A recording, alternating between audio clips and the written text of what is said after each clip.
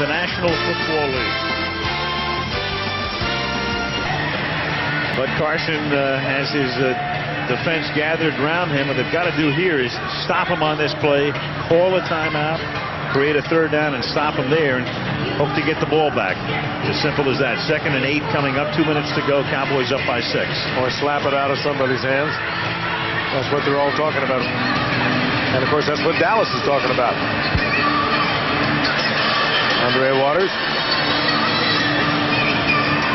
Interesting. A couple of years for Andre. Broke the fibula in his leg and had an infection, a terrible infection, and they ultimately had to cut off about an inch of one of his toes. Still out there hammering on people. 2nd down and 8 at the 43-yard line. With the win, the Cowboys would stay a game back of the Giants. And again, the Giants and Cowboys meet on the final day of the season. If they wind up in a tie, which would mean Dallas would have to beat the Giants, Dallas would win the tiebreaker by virtue of 2 wins against them. Here is Emmitt Smith. He is stopped. Now the Eagles should take, let's see, do they take a timeout here? They do.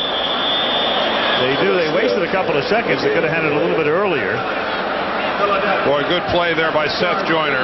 Takes on the lead block of Jay Novacek, drives him back, and makes the tackle. You don't see that very often.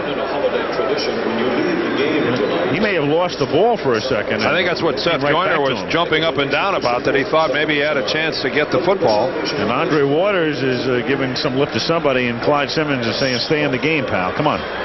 There's the play by Owen. You're right. Look at the football. Came out and bounced right back to Emmitt Smith. That's the 2nd time today that a ball has gotten away from Emmitt Smith and bounces right back to him. No wonder Joyner's so upset about that. I think Joyner knocked it out of there. Oh, Joyner did everything on that play. This has been, we have seen some very, very fortunate bounces of the football tonight for the Dallas Cowboys. That goes, just in the list I'm keeping, that's number 5 for me. In keeping track, 2 interceptions that could have been but weren't, dropped by the Eagles. 2 fumbles by Emmitt Smith that both bounced right back to him. And Kevin Williams muffs the punt and has the ball bounce back to him. Everyone's got an entitlement. We ought to have the Deerdorf list. And you know what? It's amazing. I didn't even write that down. But I did guess that it was the Jets and it was the Patriots. So that just gets me back to even. All right, 3rd down and 8, a first down will end this game effectively. If Dallas can get it, Aikman's going to the air. Flush. Slides down at the 44. That means the Eagles are going to get the ball back. From the 44, they'll take as much time as they can off the clock, but then Jets going to have to punt it. And the Eagles are going to have to move downfield and score a touchdown without a timeout. About 1 minute left when we get down to the point where Dallas actually has to snap this football, about 1 minute and 2 seconds. So Jet to kick. The line of scrimmage is the 43. Sikahema back to accept it. Jet will just watch the play clock. He'll take it right on down before he makes the snapping signal to the center. There you go. There it is. Good utilization of the clock. Oh, the beauty.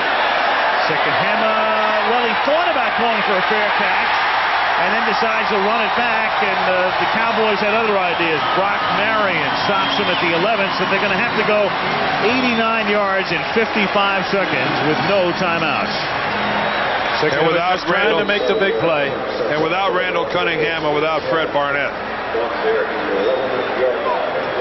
That's a little choice here by Sikahema. He made a half a fair catch. He said, well, one way to make a big play is to return a punt. Cowboys said no.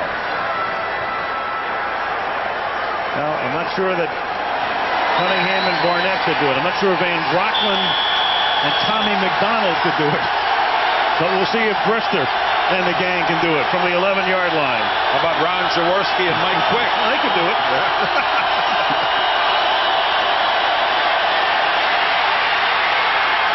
The catch is made over the middle. That's Young. He's to the 18s. 2nd and 3, but that's barely consequential here. How about Harold Carmichael? Maybe he could do it. Yep. How about Tittle and Shopper?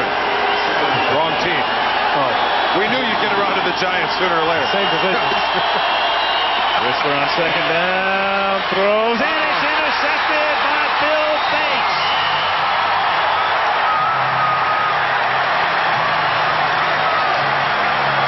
And Bubby has to make the tackle to end the ballgame.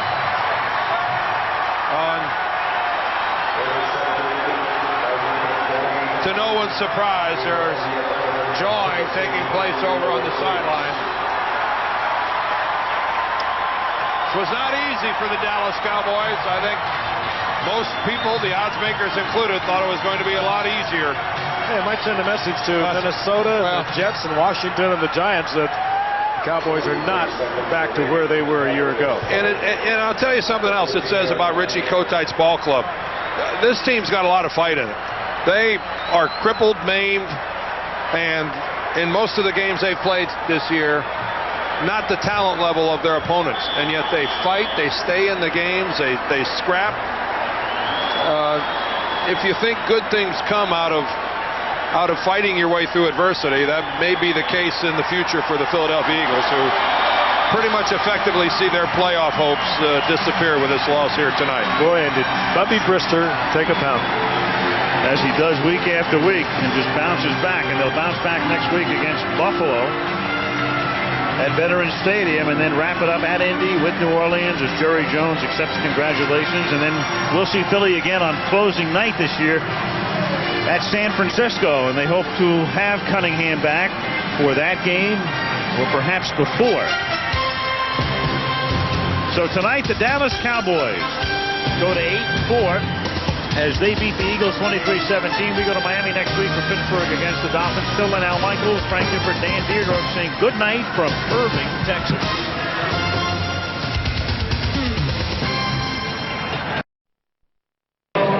Kenny of the Seahawks battle the Raiders. Off the movement, a series of penalty flags are thrown. Chiefs can clinch the AFC West title for the first time since 71. They need a win over Denver, coupled by a Raiders loss to Seattle. We're down to 2 minutes remaining in the fourth quarter here. Defense. The offside against Buffalo. Second down.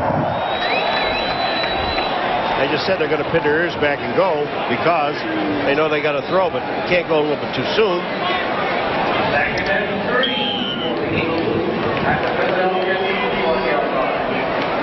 It's a 2nd and 3 at the 21. The Bills have come from behind. They lead the Eagles 10-7. And Brister completes for the first.